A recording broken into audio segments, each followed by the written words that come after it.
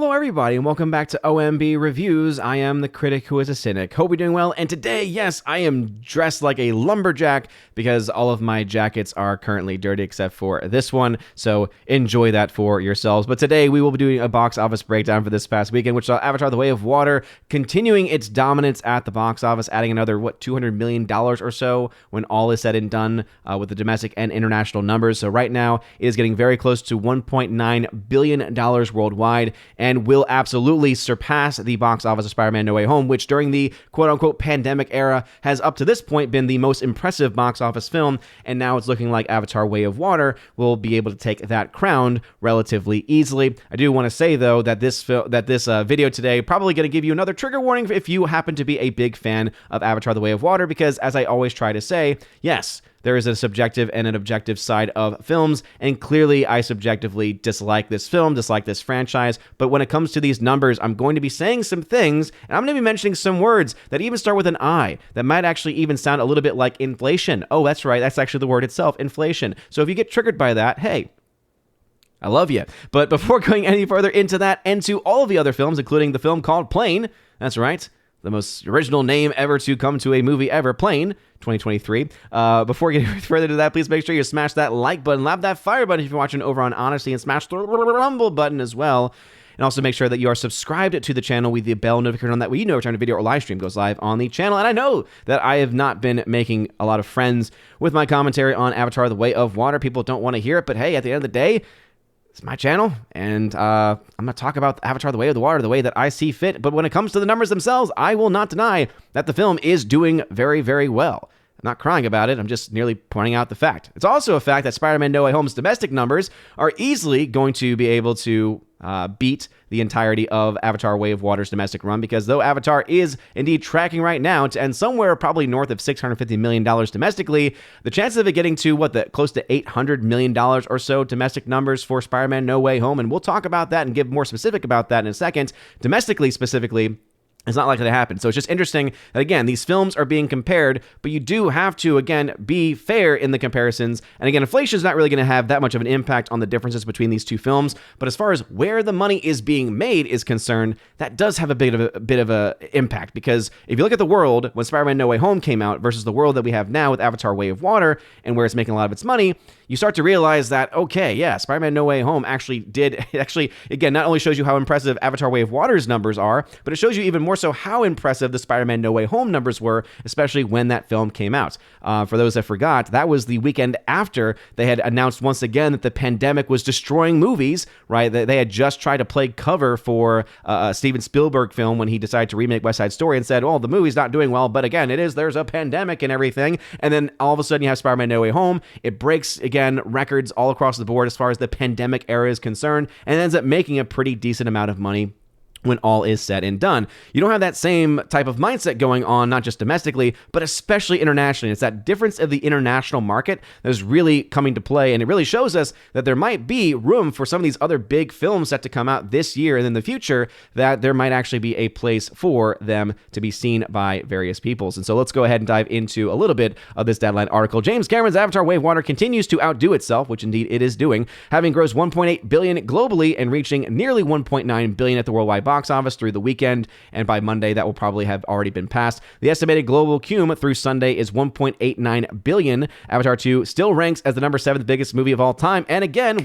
I will once again have to say, that is without adjusting for inflation. And for the people that get triggered by that, I don't know why truth hurts you. I don't know where did truth touch you? I mean, honestly, that's the question that needs to be asked with the type of reaction that I'm getting whenever I mention anything with inflation, because at the end of the day, this is comparing to other films that came out many years ago. And when you look at the raw ticket sales for those movies, because you take just the average ticket price, put those into it, you're having night and day comparisons here, basically, right? And inflation is one of the best ways to be able to show that. It's one of the quickest ways to be able to show that, right? Because one could technically try and go back to some news articles online, or before the days of the internet, try and find some newspaper clippings and see, oh, how can I figure out what the average ticket price was on any given year? And then try to do it that way without using inflation. But ultimately you're going to get a very similar result regardless of that, right? And again, that's the reason why inflation and adjusting for inflation is such a very important tool, and why it's a very effective tool, because one, it's a very easy thing to be able to account for, at the very least, as far as using the numbers is concerned, but also it really just shows you the differences of just the fact that many of these films that came out so long ago really just sold so many more tickets than the movies of today, especially when you realize the movies of today just cost so much more to make, and also the films of today cost so much more to even go see. The only way to put them on any type of equal playing field is to have that number adjusted for inflation. And once you do, you realize that films like Avatar, films like even Spider-Man No Way Home, films like Top Gun Maverick, which I'm a big fan of, right? Those films start to drop tremendously down on those charts.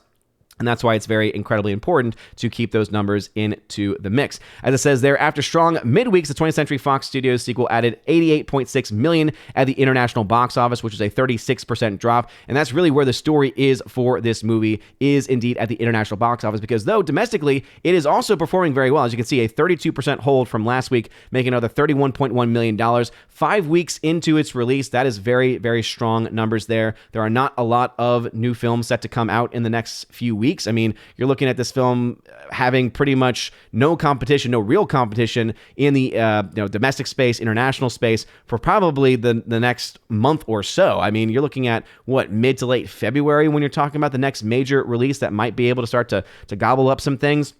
But ultimately, this movie has a lot of road still left to run. And so when people start talking about the movie, being able to pass up certain films, right, from the historical runs of some of the other films, it does indeed make a lot of sense. I think the film passing $2 billion is a foregone conclusion at this point in time. I think 2.5 is probably, again, going to be that sweet spot where this film ends up. But again, with no competition, it could ultimately, again, be determined based upon just the general moods and emotions of people on any given week. So Avatar Way of Water, though, domestically $31.1 million, continuing easily its reign at the top spot at the box office. M3GAN, though, was able to actually put up a little bit of competition, at least last weekend, right? The film ended up doing much better than had been expected, and even though it's still about, $10 to $15 million difference between the two films, still, the fact that a film like M3GAN, based on the trailers alone, it just did not look very good. With a very effective marketing campaign, some people claiming TikTok had a reason as to why it did well. Whether or not that is true or not is, I think, is easily up for debate. Regardless of that, I would say the positive word of mouth that the film is getting, because the people that did end up going to see it ended up liking it better than what they thought they were going to, probably led to this film having a very strong 41% hold from the previous weekend. And with that being actually an overperformance last weekend, it again continues to run with that story that this is kind of that little engine that could movie, or not necessarily a little engine that could, more of the slightly mid-size train that is actually doing much better than what I expected. Terrible analogy, I know. But hey, that's why I do these things live, because you get those terrible analogies that you can make fun of me about in the comment section. But it did add 96 theaters, and so obviously Universal thought that there was money to be made there, and still making $4,000, almost $5,000 per screen. It seems that this film absolutely is paying off, and again, it's already broken even and is continuing to add to its profit. Speaking of breaking even, Puss in Boots. This is a movie that, as I mentioned, weeks ago, if the legs of this film were able to hold well, and we saw that, consistently for the last several weeks, that this film had a very good chance of breaking even. That has now happened. This film has now broken even and is likely going to make far more than what was projected. So I'm officially labeling Puss in Boots a chart breaker. Again, I've actually never said that or labeled that before, but anything that is going to go past what I have in my charting, I'm just going to call from this point forward a chart breaker. And this film, just like what we saw last year with even films like Top Gun Maverick and films like Where the Crawdads Sing, right, were able to far surpass and far exceed the expectations of my charting, which again only account for,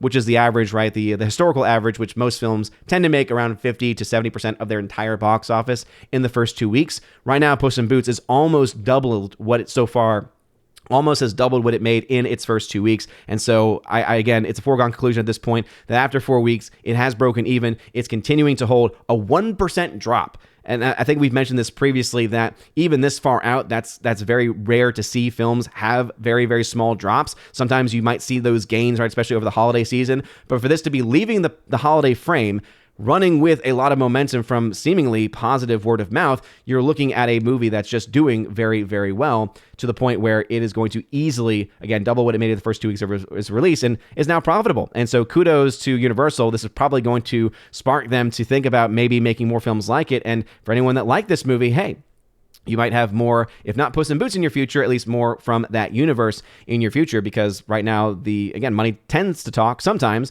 and in this case, it is doing quite well. Coming in the number 4 spot is Sony Pictures' A Man Called Otto, one of the very few Tom Hanks films that is released that is actually not made by Disney, interestingly enough. And this film finally got a wide release. As you see, it's a 201% increase. But again, context matters. This is the reason why I mentioned things like inflation, or why I mentioned ticket sales or ticket prices, right? Because context does bring a lot to the floor. If I were just to say a 201% increase, that is historic levels of raising, but then I left out the fact that they added 3,165 screens, that changes the dynamic, right? So it makes sense for this film to have seen a massive increase. But also, this film did cost a pretty penny. This is one of the few films that even the numbers actually has a budget listed for.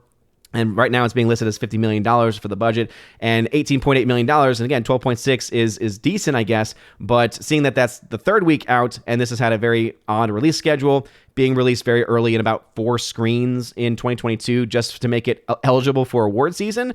Whether it pays off for them or not is still too early to tell, because it only just got to a wide release status, and so we'll have to wait and see on that one. Speaking of films that we might have to wait and see on, Plane. Yeah, that's it. Just Plane. From 2023 is, I guess, the bait that we're going to have to do it. I'm sure there's other films that have been called Plane in the past. A new Lionsgate film featuring Gerard Butler. So another generic Gerard Butler action flick, I guess. Again, I haven't heard much about the film, good or bad. It just seems very generic to me based off of the name and what little I've seen of the trailer. Has made $10 million in its first weekend domestically. No real international presence to speak of. And that's going to be, I think, the ultimate question is, one, what kind of drop-off do we see next weekend? Do we start to see this film in the 40 to 50% range, or even worse, at the 60 to 30% range, 60 to 70% range? Or do we see this film actually have a decent hold with very little films coming out, right, over the course of the next several weeks? Is a film like this going to be able to play up that well? But also, is this film going to have any play internationally is going to be a very big question as well, because when it comes to the film Plane, right now, there are no international numbers to speak of, and it is about $20 million or so in the red. So it doesn't have to make that much money to break even, because its budget was around 22.5. Depending, again, it's ranged between 20 and 25 million based on reports. So again, around the average is around 22.5. Based on that, if the film is able to have a decent run domestically, which again, 10 million is not the strongest of all starts in the world, that's for sure. But if it's able to hold, and if it's able to hold in the midst of very little competition, is able to hold in that top 10, right, is able to make a few $1 million here and there in the next several weekends, but also somehow able to make some international money, it could see itself break even. But at this point in time, it's too early to tell.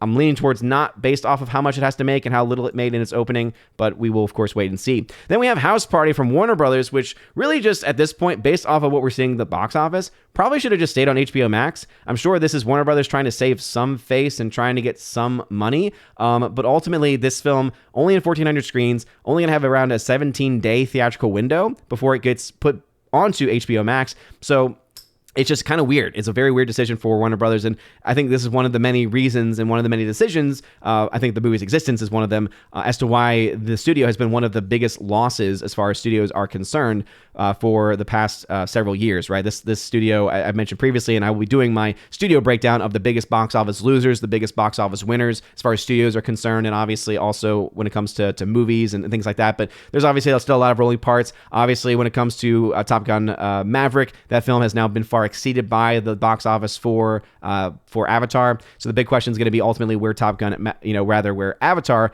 ends by the end of its actual run. And so don't worry, those will be coming. And after I see The Whale, which made another $1.4 million, a 4% drop there after adding 665 screens. So again, context is important. If I say only a 4% drop, but they added over 600 screens, that is not good, right? That's why the average per screen is 967. So again, really hard to say whether or not this film from A24 is going to end up being a box office success or not, whether it's going to be able to make its money back or not. But when it comes to A24, they've always had very weird releases. Obviously, a lot of the attention of this film is around the performance from Brendan Fraser, but it's not looking like it's bringing that many people. It's been out for 6 weeks, right? Even though a lot of that has been limited, you would expect this weekend, maybe if this was getting a little bit more attention, or at least people were actually having an interest in going to see it wide, that it would see an increase, right? Similar to what we saw for A Man Called Otto. But that's not what we're seeing right now with The Whale. So maybe it's the fact that the film looks like a kind of a downer movie. That maybe that's the reason as to why it's not seeing any type of success in that department. But ultimately, I will have to break this film down by the end of its run, to actually get an actual budget for the film and then break down what it's made overall. And then coming in the number 9 spot is Whitney Houston, I Want to Dance with Somebody, dropping 51%. This film is essentially done at the box office from Sony and is going to be a pretty big loss for them going forward. Now, going ahead into the actual charting, before going into charting, going into the actual individual films, starting off with Avatar: The Way of Water, as I said, $1.89 billion. So we'll easily pass $1.9 billion by tomorrow, most likely, or even when the actuals update, that it could be past $1.9 billion. But look at this discrepancy here. $562.9 million domestically. That's a very good number. It's not the best, but it's a very good number. $1.3 billion internationally. And I've mentioned this in the past, and if you're new to my videos, you've missed my talk. I always talk about China whenever there's a major release that is in China making a lot of money, but $207 million in China this film has made. Remember, 75% of that money goes to the Communist Party. So I call this out for any film that has a major release. You can go back in the record and see all the films that I've called out in the past. You want to know what's great about Top Gun Maverick? It didn't get a China release, and it still made $1.4 billion.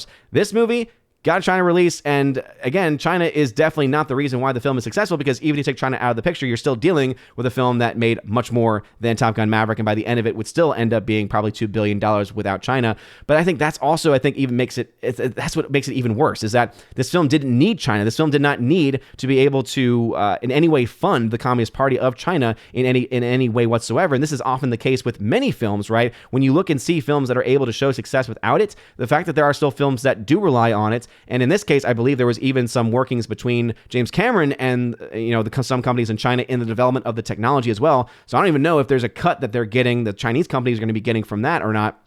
It really is ultimately going to be interesting to see where that ends up by the end of the run. But again, I'm very straightforward and honest here. It's also made over $100 million in France, $93 million in Germany, $87.7 million in South Korea. So you're dealing with a film that's doing very, very well in almost all of the markets. But this is, again, I talked about this earlier about the trigger warning. This might get some people triggered. So you look to the numbers that are going on here, right? Because when you look at the movie comparisons, right, comparing this movie to some of the other films, I want to say first off, Rogue One is no longer a good comp at this point because the film has now easily surpassed, right, in the entirety of its run. So $562 million is where Avatar is currently domestic, whereas Rogue One's entirety was $565, even when you adjust for inflation. So that's done. Rogue One is no longer going to be a good comparison there. What is going to be interesting, though, is going to be seeing where does this film do domestically versus Top Gun Maverick, and even more so against Spider-Man No Way Home, because No Way Home is now being brought into it, seeing that this film will pass the entirety of Spider-Man No Way Home's international, domestic, like worldwide total by the end of its run, right? Because Spider-Man No Way Home, during pandemic times, right, this was the weekend after you had the talk about the pandemic being the reason why films were flopping, including the massive flop that was Steven Spielberg's version of West Side Story. This film was able to show people that people actually had an interest in the film itself. Even this movie was able to eke out around $1 billion internationally. But what you see now, right, think about where other countries were in 2021. I think it's very important for us to realize how much of a difference a year makes, right? Think about how all of the theaters were closed in so many places. I mean, China alone was on lockdown for such a long time and conveniently reopened right in time for the release of Avatar: Way of Water, getting it to over $200 million there. In fact, one of the, again, easily the best performing film of the pandemic era in China, let alone, right, even historically compared to other films. But you look at all of that, right? And then you look at what Spider-Man No Way Home did, right? Avatar: Way of Water's numbers are very impressive. Again, objectively, there is no denying the fact that that film is doing very, very well. But then you look at a film like Spider-Man No Way Home, which, again, had a year removed, was literally the weekend after the continued narrative was being pushed about the pandemic, and especially it was, something that really was being, starting to be pushed away domestically, which is why I think ultimately you did see this film do as well as it did domestically. But internationally, there were still a lot of countries that were still on lockdown, that were still dealing with all these different things and requirements, right, and the passes and all this other stuff. And that film was still able to make $1 billion. And so to me, it doesn't take away much from Avatar: Way of Water, but really just adds to how impressive a film like Spider-Man No Way Home was for that time when it came out. And what Avatar is showing us is that now we see not only domestically, but also internationally, there is a presence for people who want to go see movies. And I think that that is ultimately a good thing. And I mentioned this on social media. If you follow me on Twitter, there was a video going around of James Cameron saying, hey, let's stop with the streaming nonsense and let's go back to the theater. And hey, I just like the guy. I just like his movies, especially recently, especially his Pandora-verse. But ultimately, I agree with the sentiment. I like the fact that this film is giving a lot of money to theaters, right? Theaters end up getting a decent return on the investment here, a decent return on the split between themselves and the studios. So Avatar Way of Water is helping them, and I'm going to praise it for that. As a movie, though, I can't do it because it's just not a good film. And if you like the film, great. I'm not going to try and take that joy away from you, but I'm also not going to try and just pretend and lie to you. It's like saying, okay, yeah, I'm just going to pretend like these issues don't exist. I'm just trying to pretend that these things don't exist and not talk about them. And again, if it means that people end up leaving because they don't want to hear it, fine. But again, if you're willing to have a conversation about it, I'm willing to as well. If you're here to troll and be an ass, that is an entirely different story altogether. But interesting nonetheless. I just wanted to put that comparison up there because Avatar, again, as I said, will easily be able to surpass No Way Home's. I'm thinking it's again tracking towards maybe even $2.5 billion by the end of its run, which would be very, very impressive. And again, we'll put that up in the levels of some of the other major releases of all time, right? Before you adjust for inflation, of course, and that is the ultimate rule of the day. But talking about inflation, let's go ahead and talk about the comparison between these films. Actually, inflation has very little to do with it because these two films came out the same year, and Spider-Man No Way Home came out in 2021, and so ultimately the level of inflationary difference is not going to be all that much. What is interesting, though, is comparing those three films, since Rogue One's no longer really a competitor. Avatar: The Way of Water, right? At what point in its release? $562 million. By its fifth Sunday, Top Gun Maverick was at $520 million, whereas Spider-Man No Way Home was at $698 million.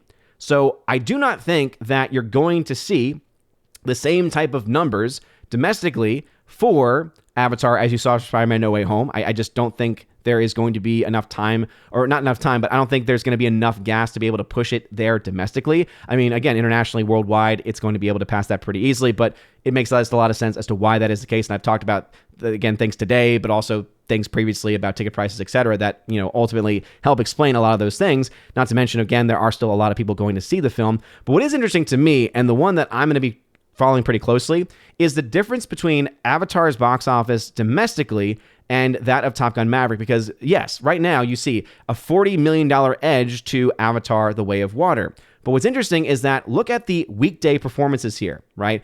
Top Gun Maverick's fourth Monday was at 7, 5, 5, 5, and then 8 for its Friday, versus the Avatar's 3, 4, 3, 2, 7 numbers. So right now, if this trend continues, where you see that, hey, obviously Avatar is winning those weekend battles, right, ultimately, but if you start to see, right, and you continue to see the films do almost the same number, right, a percentage difference between them not being all that much, but you still also see the film, right, look at Top Gun Maverick in its fifth weekend, right, 4, 4, 4, 4, 7.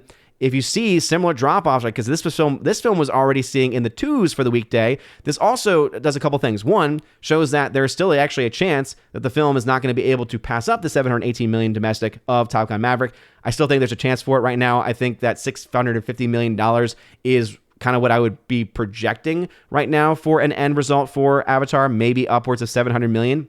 But the reason why ultimately is this. People are going to see the film over the weekend versus the weekday, right? If you just look at these numbers and compare them, you can see that playing out pretty consistently. That also, I think, helps to kind of reiterate a point that I've been trying to make for a long time, which is that because this film is 3 hours, and people have been saying, why do you keep saying it's 3 hours long? Well, again, there are 3-hour movies that are so good that you just don't even feel them go by. And then there's 3-hour films like this, which for some people, it feels that way. But I do think that there's probably people who, if they were honest, would say, no, I definitely feel like this is a long time. And it is, right? Just objectively, 3 hours is long for the modern day audience and for the modern day film. And so people are going to go see that when they actually have the time to go see it. In addition to that, we know that, right, 60+% of all the tickets almost every weekend have been going to these premium formats. So not even just 3D formats, we're talking about IMAX screens, Sony, the Dolby Vision screens, right? All those premium format screens. So the average ticket price for the Avatar tickets has been significantly higher. So what's going to be interesting for me, at least, is going to be seeing by the very end of its run, regardless of whether it beats Top Gun Maverick or whether it just comes a little bit short, is going to be saying, okay, what can we look at as the average ticket price of tickets sold for both of those releases to see, okay, how many actually tickets were sold, right? If people get triggered by inflation, maybe you would at least admit that total tickets sold would be a better metric, because I think that ultimately domestically, I think you might actually end up seeing Top Gun Maverick having had more tickets sold when all is said and done. Internationally, obviously, it's a very different story, but it is interesting nonetheless to see these numbers as they play out, and I will be following them very carefully, of course. Let's go ahead and move on to something else. So M3GAN, $90.6 million internationally at this point in time, worldwide at this point, so very impressive numbers for this movie, which was not expected to do all that much. And again, January, place where films go to die. Apparently not for M3GAN. Puss in Boots, as I said previously, has doubled what it's made, almost doubled what it's made in the first 2 weeks. So this film has already made its money back and is set to be a chart breaker, making much more back on its return. Probably going to be looking like similar to what we saw with films like Top Gun Maverick, and also what we saw with where the Crawdads Sing, where it ends up almost tripling what it made in the first 2 weeks. So it'll be interesting to see where that ends up by the end of its run. A Man Called Otto at $33.3 million. Again, the success or not of this movie is still really, again, up in the air based on its release schedule. Playing at $10 million. Again, not a massive budget for this movie, but yeah, I mean, even just looking at the actual poster for it, it just looks so generic.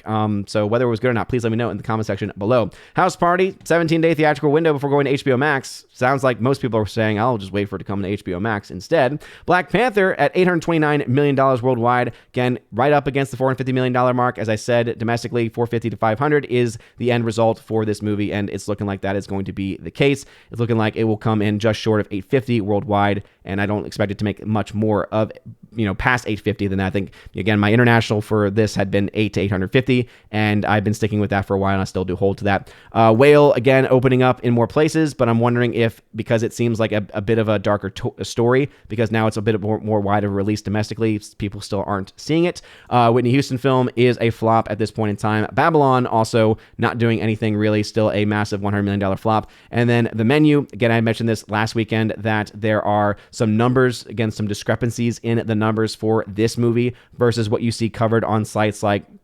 Box Office Mojo, right? So I had $74.6 million there, and so this film, I believe, right, is at this point probably at the point where it has broken even. In fact, we'll go ahead and do this live, since this is something that I like to do from time to time. We're going to do it live. Let's go ahead and see what the updated one on Box Office Mojo is, and see if they actually have, again, gone down, if it's been corrected, or if it's still going forward. No, $76 million right now is where it is reporting here versus the $70 million that was being reported by the numbers. And so based on that, again, I was not able to update this, but the film has broken even, making profit. Woo! Awesome to hear it. Chart breaker as well, making more than in the first 2 weeks of its release. Kudos to them. Very fun movie. House Party, as I mentioned previously, right, $3.9 million domestically. I don't expect the film to really do that much more at this point. No budget being reported, so can't say whether it's a flop or not. Plane will be interesting to follow, right? $27.7 million in the red right now. Only needs to make $22 million or so worldwide to break even.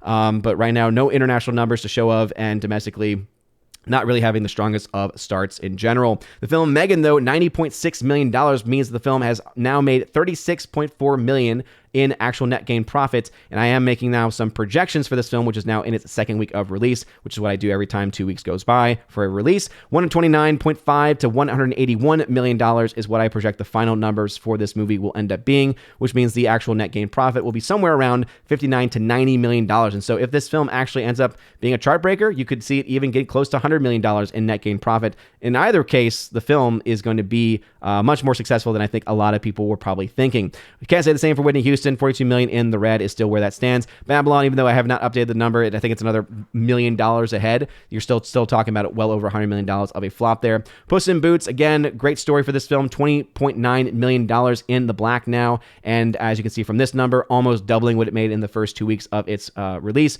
So very, very impressive. Avatar Wave Water at $1.8 billion, again, roughly $1.9 billion. As I say, at this point, I think you're looking at the film somewhere around 2 to 2.5. It's going to easily get to 2, but my range is going to be somewhere between 2 and 2.5 billion by the end of its run. And right now, the net gain profit, $528.7 million. At least that's if you are believing the budget that's reported from the different places, right, from the different websites, different news sites, right, that are getting reports from the studio about how much the money the film costs. If you believe James Cameron on Monday or Wednesday, again, whatever day it is, it seems like it might be a different metric or a different goalpost for him. So either the film has made its money back, has just made its money back, right? Just made, just broken even, has, barely broken even, so it's making some profit, or, as I have right here, broke even back when it passed $1 billion, because that's what we were told as far as the actual budget for the film was concerned. So right now I'm having on the chart as it being a chart breaker, right? $528.7 million in the black. Again, more than doubling what it made in the first 2 weeks of its release. And then you have some other films on the chart, which I have not been able to update all that much. But again, they will be updated over the course of the next couple of days. So what are y'all's thoughts about these numbers? Are you surprised to see the numbers for House Party, for Plane? Let me know, especially about Plane, whether or not you think the film is worth going to see. Also, your thoughts about M3GAN, as that is a film that a lot of people have said some pretty positive things about. And also your thoughts about any of the other films that I mentioned, or any of the films you think could be competition for Avatar coming up in the next several weeks. And so before ending the video, though, I do want to give a shout out to the Wednesday Raven Awards. So it's an award show that we host here on the channel every year as a boycott of the Oscars. We saw from the Golden Globes that nobody watched, right? That it is just continuing to be just complete nonsense and identity politics being driven in Hollywood. And so as a way of boycotting that and having a little bit of fun in the process, we do our own award show. Now it's going to be like the 5th year or so that we've done this. And if you want to nominate films and people for the best and worst of 2022,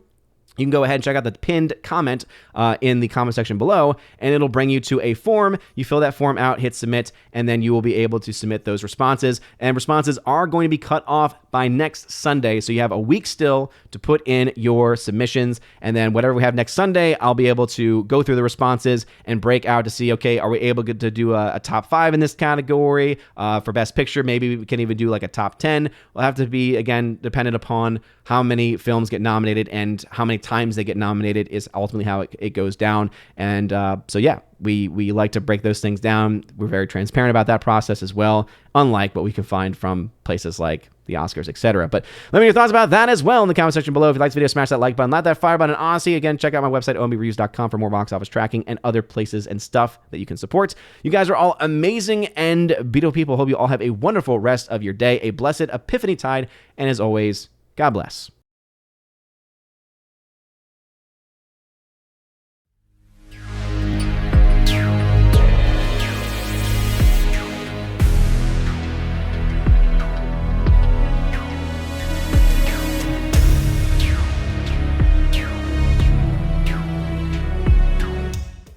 And now for a huge shout out to all of my January Patreon Subscribe Star and Locals members at the Keeper of the Bifrost level and above. Starting off with my Patreon members, Father Luca Illich, Garrett Searles, Heimir Ari Hymason, Joe Horn, Jonathan Carney, Orange Chat Reviews, who you can check out on his YouTube channel, Orange Chat Reviews, Rosetta Allen, who you can check out at her YouTube channel, Eagle Writer, and Miss Martin Muses, who you can check out at her YouTube channel, Miss Martin Muses, and of course the amazing Empress of the Universe, Tina B, who you can check out over on her YouTube channel, Tina B, with her show Soup to Nuts, which she does, tries to do every single week with her friend and with fellow Valkyrie and fellow mod of the channel, Stephanie B. And also a special shout out to the Modern Major General of the channel, Laura Story.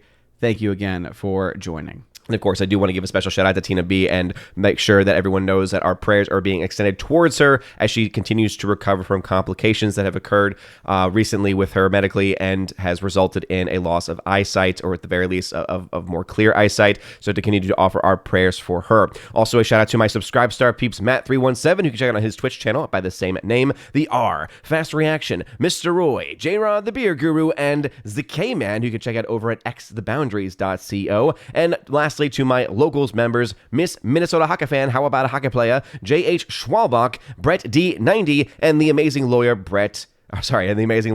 Robert Barnes. So thank you all very much for supporting me on Local, Subscribe Star, and Patreon. If you want your name shouted out at the end of every live stream and video, please check out the top link in the video description below, where you get access to this, and also, of course, to a monthly podcast that I do with John the Flick Flickinger. Also, access to a giveaways channel on my Discord, where I give away films this month. I've got films like Seven Samurai on Blu-ray from the Criterion Collection to give away, The Banshees of Inisherin, Tommy Boy Steelbook, Edge of Tomorrow 4K, and tons of other 4Ks and Steelbooks as they get released over the next month will be available, and also, of course, digital codes as well. So if any of that sounds interesting to you, check out that top link and join over on Patreon, Subscribe Star, or on Locals. You guys are all amazing and beautiful people. Hope you all have a wonderful rest of your day, and as always, God bless.